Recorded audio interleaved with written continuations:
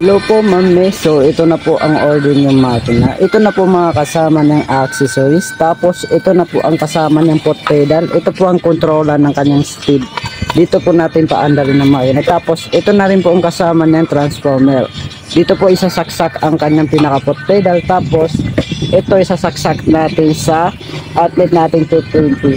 Kung sakaling may mga iba kayong katanungan tungkol sa ating sewing machine, dito nyo lang po kami i-contact sa aming mga social media. Ito pa ilalagay ko po dito sa kanyang accessories para di nyo po malimutan. Yan.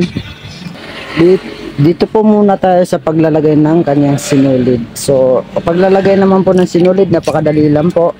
Dahil may mga indicator na po yan, mga arrow kung paano lagyan ng sinulid. Ipapasok natin dito sa kanyang likod. Ayan, may stopper po yan. Tanggalin natin yung stopper, tapos ipasok natin yung sinulid niya. Ayan. Tapos ito idadaan natin dito sa likod niya. Papasok dito sa baba. Tapos pataas naman po. Ayan. Kailangan po pumasok yan sa tension niya. Pumasok na po, iangat lang natin yung kanyang hook para may sabit natin papuntang kaliwa. Ayan. Tapos dito naman po sa kanyang karayom may sabitan po dyan. Tapos diretso na po yan sa karayom, ma'am. Pasok ko lang po sa kanyang karayom. Kapag naipasok niyo na po ang sinulid niya sa kanyang pinakakarayom, dito naman tayo sa kanyang bobbin case. Ayan, yung lalagay ng sinulid sa baba. Ayan, tanggalin ko muna. Ito po, kapag naubusan po ito ng sinulid dito sa ating winder, dito po tayo maglalagay. Ipapasok natin dito sa bakal dito sa taas. Ayan, papasok natin yung winder niya. Tapos ito itutulak natin dyan para magpondo po ng sinulid, panibagong sinulid. Alisin ko muna kasi ilalagay muna natin ng sinulid dito. Ilalagay muna natin dito sa kanyang bobbin case. Paglalagay naman po ng winder dito sa bobbin case, ipapasok lang natin ng ganyan.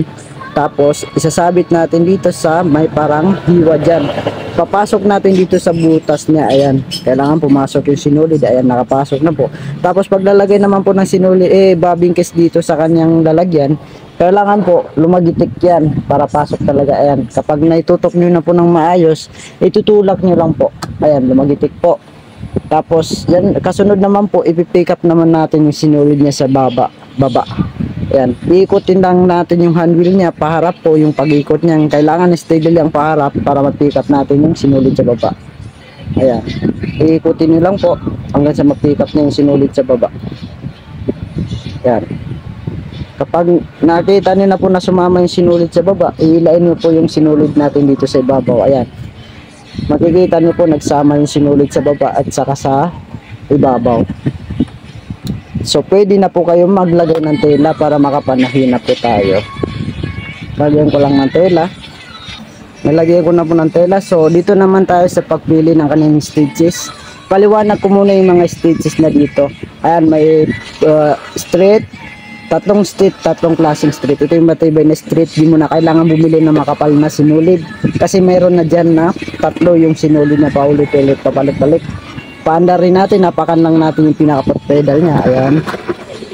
Ayan. Kung gusto nyo mabilis, piliin nyo lang po. Tapos pagpipili naman kayo ng stitches, dito lang po kayo pipihit sa ating dito sa may gilid nya. May pihitan po dyan para makapili kayo ng stitches nya. Ayan, pipihitin nyo lang po kahit anong ikot yan para makapili ka po kayo ng stitches nya. Ayan. Dito naman po, ito po yung pinaka-kontrola ng lapad niya o di kaya yung sinsinan. Ayan. Lagi natin sa 2. Nasa F yan. Yan. Kung gusto nyo pinaka-masinsin, lagay nyo lang sa 1 o di kaya 2. Kung gusto nyo man malalapad, 4 po. Lagay muna natin sa zigzag. Tapos ito ilagay natin sa number 2. 30 rest sa ngayon nakalagay dyan na stitches. Paanda rin natin. Ayan. Ayan, malalapad na konti, lagyan natin sa 1. Okay. Tapos ito naman po nakalagay dito na parang U-turn. Ito po yung pinaka-reverse na ginagamit po yan sa pinakadulo ng ating tela kapag malapit na po kayo makatapos sa tela natin. I-reverse po natin para mag-lock ang ating tela. Matibay yung sinulid. Pag binuka mo, di na po mabubuka. Yan po yung pinaka-lock niya. Pipihit lang po kayo, pipihitin nyo lang po ito kapag pipili kayo ng stitches. Lumalabas naman dyan kung ano napili ng stitches, yun na po mismo ang lalabas dyan na stitches na po. Kung sakaling may mga katanungan po kayo, dito na lang po kami i-contact sa aming mga social media na nakalagay sa ating accessories. So sa accessories naman nakalagay dito karayom, sinulid, parang gunting, button holder, yung pangkat sa button holder para butasan.